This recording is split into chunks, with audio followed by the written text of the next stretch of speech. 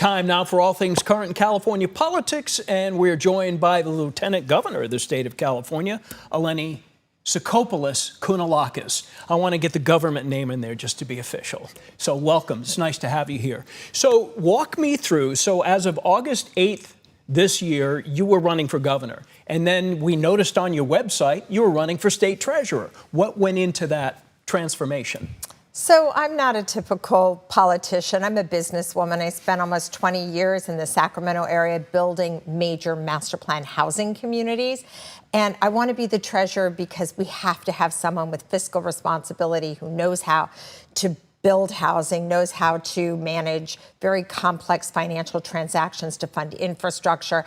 And I'm that person. And so when you know what you can do and you see a job that needs someone with those skills, to me, that's the most important reason. And that's why I'm doing this and hope very much to be the next treasurer of the state. So when you ran for lieutenant governor let's go back to 2018, you went on a tour of California.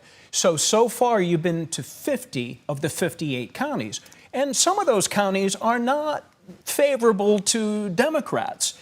How did you find that? And are you going to finish out with the 8 counties you haven't been to? Well, of course. And I travel the state all the time. That's part of my job. You know, California is the most populous state, and we have people of all different kinds of backgrounds. But at our core, I think politics aside, everybody wants the same thing. They want a safe environment. They want good schools for their kids. They want to be able to put a roof over their head.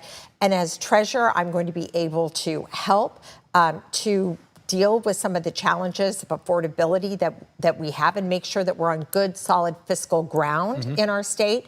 And I think that transcends politics. It's what everybody wants and what we really have to have a better future for the next generation. Walk me through what's going on with Prop 50. Are you in favor of it? And a lot of people who I think are in favor of it are holding their nose because of what's going on in Texas and perhaps Washington, D.C.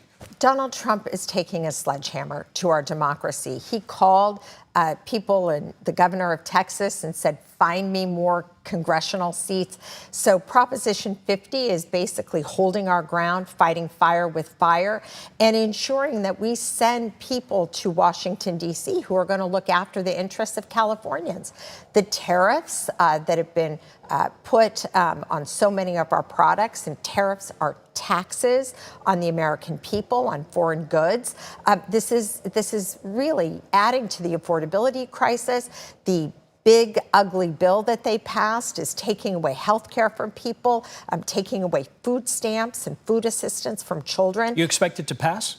I believe it will. I believe it will pass because I think Californians understand that Trump is coming after our state and we have to fight back. The National Guard has been in the news a lot lately. I mean, obviously, Portland, Los Angeles, Washington, D.C., Chicago. What's your feeling about that? I can imagine what you're going to say. It's political theater. The idea that he is going to send military troops against Americans is absolutely outrageous, but it's what Trump does for his theater, his pageantry around his presidency. But what Americans really want, and what I've seen certainly in California, is they want the basics. They want to have access to health care, a roof over their head, food on the table, good schools for their kids, safe environments. And all of this he's doing with the National Guard is just a terrible distraction from the basics that Americans are calling for, and that what I am trying to do as an elected official in California and delivering for people here. Quickly, before you go, we're just about out of time. Any policies, major policies, where you differ with Governor Newsom? Governor Newsom put me in charge of international trade for the state. I'm really grateful to have the opportunity to do that.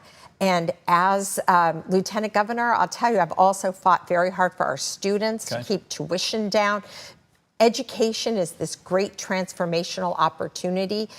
It's what allowed my family in this country to succeed. From Greece. And from Greece. And the governor has been very supportive of putting more funds into education. And so I'm very proud of the partnership we've had together. Okay. Currently, Lieutenant Governor running for state treasurer, former ambassador for the United States to Hungary. Lieutenant Governor, thank you for joining us. Appreciate your time. Thank you for having me. Okay.